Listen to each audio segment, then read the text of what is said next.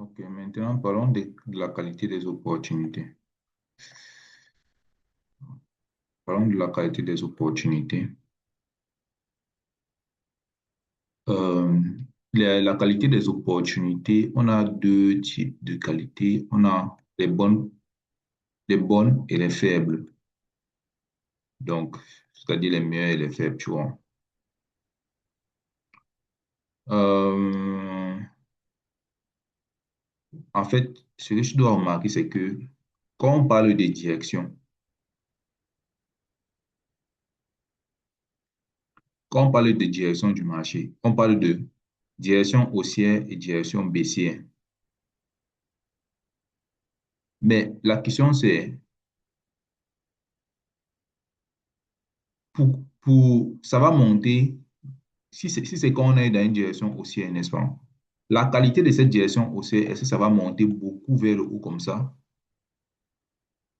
Ou bien ça va juste monter petit? Si le prix monte petit comme ceci, ça, c'est une qualité faible. C'est une qualité faible. Si le prix monte beaucoup comme ça, c'est une qualité très bonne, n'est-ce pas? Très bonne, excellente. OK. La même chose pour la vente. Si c'est que la vente, ça descend, mais le prix descend juste d'un petit mouvement comme ça, là. Ou alors ça descend d'un grand mouvement vers le bas. Ça, c'est une descente excellente. Ça, c'est une descente faible. C'est la qualité des opportunités. Donc maintenant, il y a une façon de déterminer la qualité de cette direction-là. Donc la direction part d'un côté, mais maintenant, de combien de pips? Ça va se déplacer de combien de pips? Donc le déplacement va être de combien de pips? Donc c'est le déplacement-là qui est la taille du déplacement qui est la qualité, la taille du déplacement en pips qui est la qualité. Si c'est peu de pips, c'est que ce n'est pas de bonne qualité. C'est un peu comme, par exemple, prends par exemple le déplacement du setup qui Kijun, c'est jusqu'ici. C'est de 435 000 pips. Et ici, là, c'est de 174 000 pips. Tu vois un peu. Mais ici, je vais te montrer un autre où ce n'est pas vraiment significatif, hein. Mais, et ici, c'est un petit déplacement de 24 000 pips. Tu vas donc voir que parmi les trois, quand on va comparer les trois-ci, le déplacement de faible qualité est celui-ci, le dernier. Tu vois, ça part de la direction haussière, mais la direction haussière donne, mais le déplacement est de faible qualité. Le déplacement de moyenne qualité, c'est celui-ci. Le déplacement de très bonne qualité, c'est celui-ci. Donc, c'est un peu ça. Et le but, c'est d'être dans les deux premiers déplacements aussi. Donc, pour les bonnes continuités, c'est-à-dire déplacements la qualité des déplacements dans la direction, c'est ce qu'on appelle les opportunités. Les opportunités, une opportunité, c'est la longueur d'un déplacement dans une direction. Donc, premièrement, les bonnes continuités,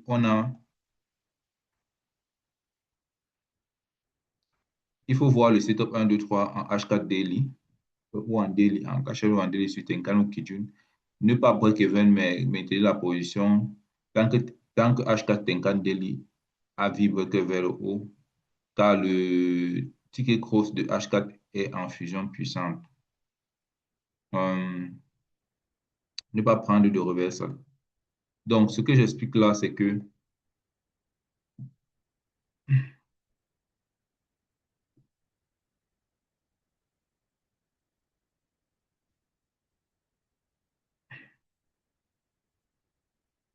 j'explique là, c'est que ici, quand tu vois le premier setup, le deuxième setup, le troisième setup sur Tenkan ou sur Kijun, prenons sur Tenkan, et nous sommes en H4 sur Tenkan. Ici, nous sommes en H4 sur l'or sur Tenkan. Quand tu vois le premier setup, c'est là, n'est-ce pas? Et que, là, c'est le setup 1 et 2. Et que le setup là a cassé le V-breaker ici. Ne mets pas le break-even. Donc, quand tu prends ici, ne pars pas en break-even. parce que ça a une très grosse impulsion. Et ne commence pas à prendre les retournements-ci. Ne pas vendre en 5 minutes ces retournements-ci. Parce qu'en fait, ça va plutôt t'épuiser mentalement. Garde la position vers le haut, garde la position vers l'achat.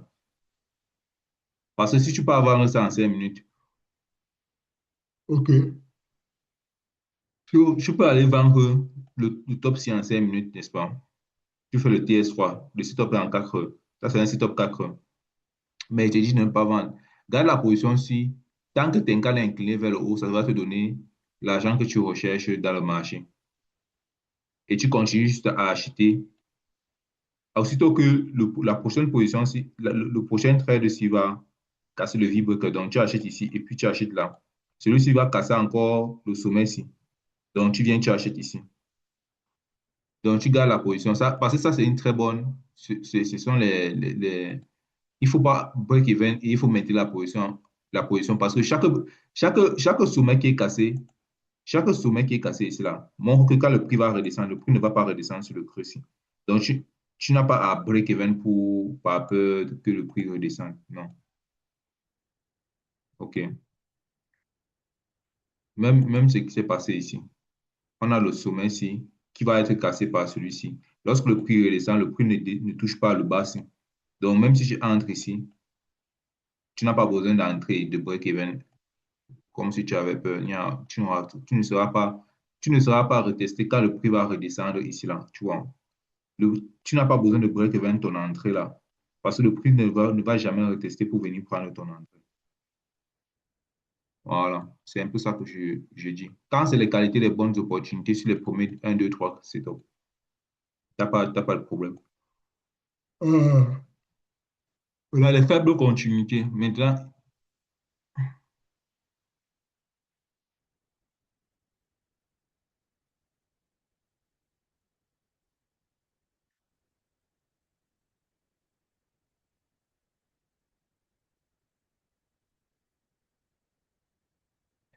les faibles continuités sont les bons retournements.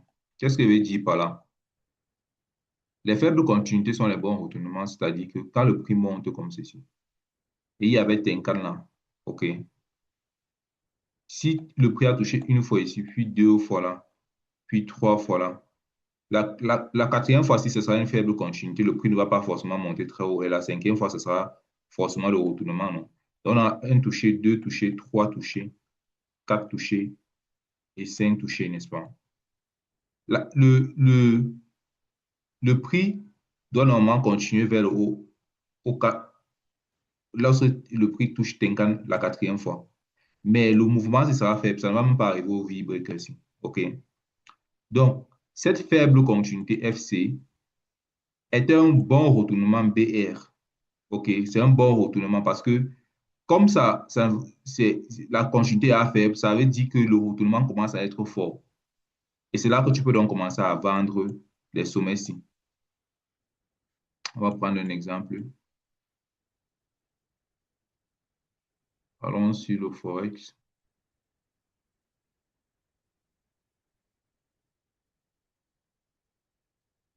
OK, prenons l'exemple ici, par exemple.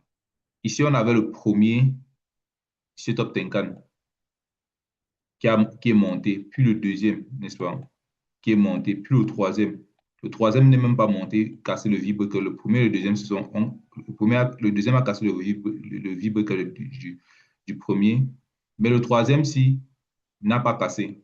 Donc, ça a créé le quatrième. Tu vois donc que la continuité devient faible vers le haut. Tu vois. Et il est donc temps pour toi de commencer à vendre à partir d'ici vers le bas. Parce que ça, le quatrième setup, ça ne va pas tenir. Le cinquième setup, c'est littéralement la vente déjà. Donc, tu vends, tu mets le stop loss ici et tu vas pouvoir bénéficier de toute cette descente ici. Donc, voir le setup 4 et 5 en H4, en H4 ou en daily. Ça, c'est un 2 3. Le setup 4 ici. Le setup 4 ici va créer un sommet là. Et puis, sur Tenkan, donc, aller en break-even vite. Il faut donc aller en break-even ici. Parce que si tu achètes, par exemple, là, OK, le, le, au numéro 3 si, le prix ne va pas casser le sommet si. Si tu achètes le numéro 4, le prix ne va pas casser le sommet si. Donc, quand tu prends la position comme ceci, va vite en break-even. Va en break-even et tu ne vas pas devoir, comme j'avais expliqué dernièrement, tu ne dois pas faire le take profit ne doit pas être sur le V-breaker pour le setup si. Si tu achètes là, va vite en break-even parce que le prix va retourner forcément rapidement sur ton entrée. Si en H1, le MW a V-breaké car le ticket cross de H4 est déjà trop large, c'est là le moment ici qu'il faut prendre le reversal en 15 minutes ticket cross. Euh, c'est le moment qu'il faut prendre le reversal en 15 minutes ticket cross. TS2, oui, de H4 vers 15 minutes. Ici, prends le reversal quand le vibre que H4 s'est produit, puis tu vois le ticket cross de 15 minutes descendre. Je vais prendre un cas un peu récent.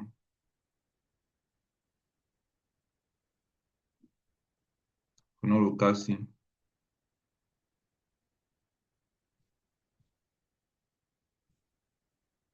Prenons le cas, oui, le cas ci.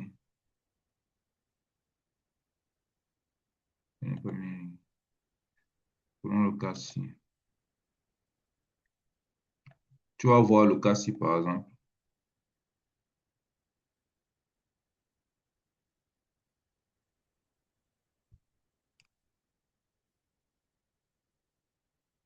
On a Tenkan touché une fois, Tenkan touché deux fois, Tenkan touché trois fois. Donc, on a trois touchés. Maintenant, on a le quatrième touché. Le quatrième touché, si envoie le prix vers le haut et casse le vibre à ce niveau-ci. Donc, voici la zone où tu peux déjà commencer à vendre. Et si tu prends la vente ici, hmm, tu prends la vente ici, tu mets et que tu target, ton premier target c'est un H4, tu vois. Et il faut vite aller en break-even. Aussitôt qu'on touche Tenkan, tu pars en break-even. Maintenant, ça, c'est le cinquième touché qui a encore. Le cinquième touché, c'est à donner et à casser le V-breaker ici. Ça, c'est une autre zone de vente. C'est une autre zone de vente juste en haut du V-breaker. Donc, en fait, si je vais expliquer ça bien, c'est que quand on monte comme ça, un 2 3 4 5. Je vais mettre Tenkan ici, comme ça, qui a été touché chaque fois. Bon, ce qu'il faut comprendre, c'est que hein, voici le premier touché, n'est-ce pas? Voici le deuxième touché. Voici le troisième touché. Voici le quatrième. OK. Et puis, il y aura le cinquième ici. Le cinquième, il va forcément descendre une fois. Donc, ce qu'il faut comprendre, c'est que comment est-ce que tu vas commencer à prendre le reversal? Lorsque le troisième touché se fait et que le troisième touché casse le vibre ici en haut, ça, la partie ici, il faut aller en 15 minutes pour vendre ça. Ou bien il faut commencer à vendre. Parce que tu vas voir en 15 minutes, tes cannes qui vont se pencher vers le bas. Donc, tu vends ça. Tu vends en haut du sommet, tu vends en haut du sommet vers le bas. Ça touche tes cannes et tu break even ou bien tu commences à retirer les profits. Mais si ça continue de monter, si le quatrième touché monte encore en haut du sommet de la troisième vague, va encore l'autre aussi. Tu vois un peu, non? Tu vas te faire sortir, tu vas peut-être retirer les profits là. Va encore l'autre aussi, mais quand tu vas vendre l'autre, celui-ci va donner parce que le cinquième touché va forcément casser vers le bas et descendre. C'est un peu ça que j'essaie d'expliquer ici. En fait, ce que on va faire, c'est que on va mettre une barre ici et on va faire un, 2, 3. Donc ici, là, ce sera le quatrième. Le quatrième, voici une zone de vente ici, en haut du sommet ici, en haut du sommet de la bougie ici. Voici le cinquième ici. Et en haut du sommet, de l'autre sommet ici. Donc, on va en 15 minutes.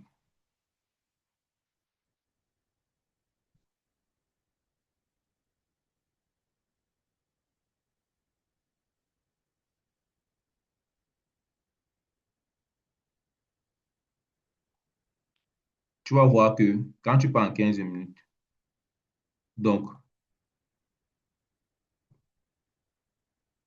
La partie où tu devais vendre, c'est ici. Tu la bougie rouge ici. Tu vends là, tu mets le stop loss là. Et maxi, tu commences à prendre le profit. Si c'est un risque reward de 2 qui n'est pas mauvais. Et l'autre partie où tu devais vendre, c'est quand on casse maintenant le sommet ici, tu vas vendre encore là. OK. Tu vas encore là. Tu mets le stop loss juste sur le haut aussi. Et maintenant, celui-ci, lui, il est descendu bien loin devant. Bien loin ici, tu vois. Parce que c'était le setup numéro 5. Oui, techniquement, tu peux littéralement attendre Tenkan inversé, hein. Il n'y a pas de souci. Ou bien alors, tu peux vendre en haut du vivre que. Tu peux mieux d'attendre Tenkan inversé à ce niveau aussi, comme ça. Comme ça, tu mets le stop loss là et que ça te donne un meilleur ratio. C'est un peu comme ça que tu vas faire les bons retournements. Donc, il y a la bonne continuité, les premiers setups. Il y a maintenant la faible continuité, c'est-à-dire les setups 4-5. La faible continuité, c'est les bons retournements. C'est ce que j'essaie de dire, d'expliquer, tu vois. Bon, maintenant, on a meilleure continuité, correction 1, 2, 3. OK. Maintenant, parlons du VG Ishimoku Cycle.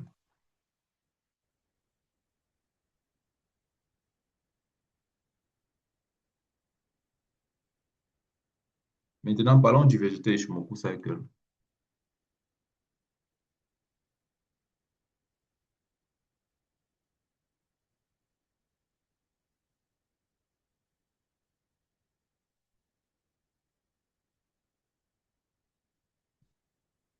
On a la correction aussi. La correction aussi. La correction aussi. Tu vois, depuis que Kijun est sorti là, on a un, deux, trois corrections. Ça, ce sont les bonnes corrections. Mais la quatrième correction, s'il n'est pas une correction, tu vois, c'est littéralement un retournement. Ce n'est pas une correction, c'est un retournement clair et net. C'est ça que je dis ici dans le document. Quand en H4, on voit les corrections un 2 3 ça veut dire qu'on est dans le creux du pullback monthly. Donc, un TS3 et il y a encore beaucoup de force vers le haut, upside. Ah, je vais mettre vers le haut, hein. Bon, OK. Tu vois, on a un 2 3 ici comme ça là. Ça veut dire que les parties, si quand tu pars en 3 unités de temps supérieures vers le mensuel,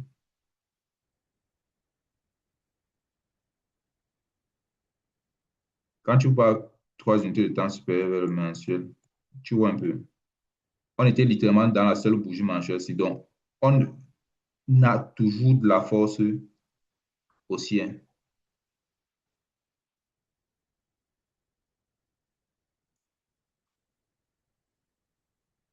OK.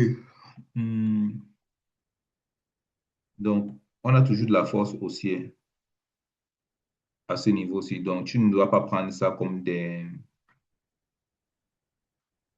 retournements total. Maintenant, faible continuité et bon retournement. Donc, à partir de la correction numéro 4, donc, dès que la vague numéro 3 c'est fini, parce qu'une correction, c'est celle qui crée un ticket cross, un Tenkan en bas de Kijun. C'est ça une correction. Ça crée un Tenkan en bas de Kijun. Ça va, le Tenkan en bas de Kijun. Bon, quand tu as vu ça 3 fois comme ça, à la suite sur H4, lors du cycle d'Ishimoku, là, n'attends même pas de voir le Tenkan en bas de Kijun pour la quatrième fois. Aussitôt que tu es sur un sommet comme ça en H4, quand tu vends ça, dès que tu vois ça, vois encore Tenkan en bas de Kijun ici, continue de rester en position pour vendre. Hmm. Quand le push traîne 2 ou 3 de H4 apparaît entre en vente dans le vide, oui, sur Tenkan inversé, car la correction 3 4 5 sont la fin de la montée de daily. Voilà. C'est ce que je dis. Entre en vente dans le vide ici là. Lorsque, sur, lorsque tu es sur la correction 3 et 4 aussi. Car c'est certainement déjà la fin. Donc, le premier take profit, ce que tu vas faire, c'est que on va un peu garder ça propre. Ce que tu vas faire, c'est que quand tu entres en vente, Quand tu entres en vente, par exemple, ici, le premier take profit, c'est Kijun, hein. Tu mets le take profit sur Kijun. Si tu entres aussi en vente ici, le take profit, c'est d'abord Kijun, tu vois. Même le numéro 4, si tu peux même laisser, hein. Pas forcément Kijun et tout. Mais le numéro 3, oui, tu peux. Voilà. C'est un peu ça. Quand les corrections atteignent 4 et 5 à HK, ça veut dire qu'à Monthly, donc le TS3, on est dans le vide et Tenkan est déjà à la hit VRS. Donc, ça veut dire que quoi? Si tu pars sur la correction 4, là, ça veut dire que à Monthly, ça veut dire que quand on est sur la correction 4, ici, loin, ici en haut, quelque part ici. Oh, ça c'est 3 mois. Ici, OK. Ça veut dire que tu vas voir, on est sur la bougie ici, n'est-ce pas? Ça veut dire que forcément, Tenkan, on est sur Tenkan ici. Et Tenkan est certainement dans une zone de résistance où quand tu fais le VS, tu vas voir la mèche ici. On va essayer d'attirer les prix vers le bas. Donc, à ce moment, si c'est bien de prendre les entrées en reverse en M15 sur le ticket cross quand HKT dans le vide, car le marché va chuter. Les corrections 4-5 représentent les 1, 2, 3 tickets cross de H4 dans le TS3 de Montflix. Par exemple, prenons par exemple le cas d'ici. OK. On va mettre ça en bleu. Cette zone-ci, en Montflix. Quand tu pars, quand tu descends 3 unités de temps en bas à H4, ce sommet-là que tu as vu là, tu vas remarquer que dans la zone bleue, dans l'espace bleu vide de Montflix là, tu vas remarquer qu'on a une première tentative de ticket cross d'aller vers le bas ici, une première fois. Une deuxième tentative ici, une deuxième fois. Une troisième tentative. Là, c'est même allé une troisième. Donc, il y a une deuxième fois ici, dans le nuage. Donc, un, deux, trois tickets cross. Donc, en H4, ça va faire un, deux, trois tickets cross parce qu'on est dans le vide de Montflix. Et puis, tu vas voir KSB tente aussi de partir vers le bas une première fois, puis une deuxième fois. Donc, on a aussi le un, 2, KSB cross, n'est-ce pas? KSB cross vers le bas. Et on a une troisième fois. Donc, on a un, 2, 3 KSB vers le bas. Parce que à Montflix, on est dans le vide et ça doit créer dans le TS3. Parce que si tu fais des unités de temps comme ceci, tu vas voir qu'on a Montflix, Weekly, Daily et H4. Hmm. Donc, quand tu sautes 3 unités de temps en bas, c'est le TS3. On est dans le TS3 de Montflix, n'est-ce pas? Et ça va donc créer des 1, 2, 3 tickets cross, cette tentative de croisement de Tenkan qui joue vers le bas 3 fois. Ça va aussi créer pour KSB, tu vois un peu. Et c'est ça que en général, les gens vont appeler le range en H4.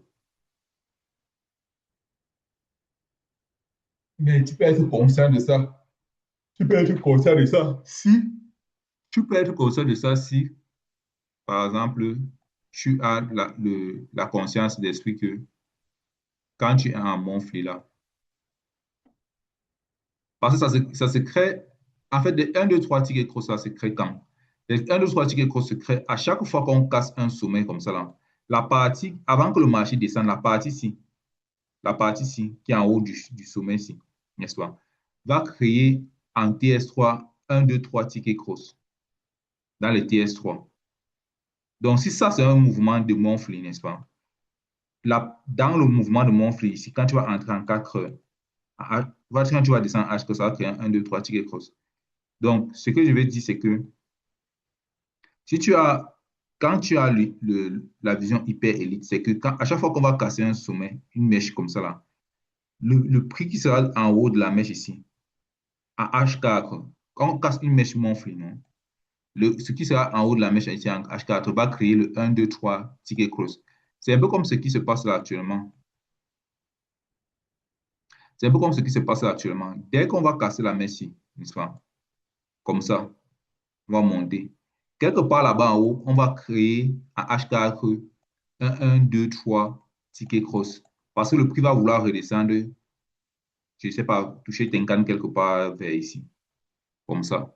Mais pour que la descente là se fasse, pendant que la descente là se fasse, parce qu'on est dans une grosse unité de temps monflé, à H4, il va falloir un ralentissement de un 2 3 tickets cross. Tu vois ce que je veux dire? Donc, c'est un peu ça. C'est un peu ça. Donc, ce que j'expliquais est assez simple, c'est que le prix va monter, créer un sommet. Quand le sommet là est cassé ici, comme ceci, ça fait un 2 3 tickets cross, puis on descend, puis on crée encore un autre sommet ici, puis on descend. Donc, c'est un peu ça. C'est un peu ça que j'essaie d'expliquer. Bah. Je pense que c'est bon.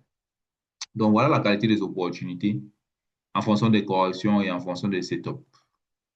Donc, passons maintenant au prochain. Comment trader les setups high time frame.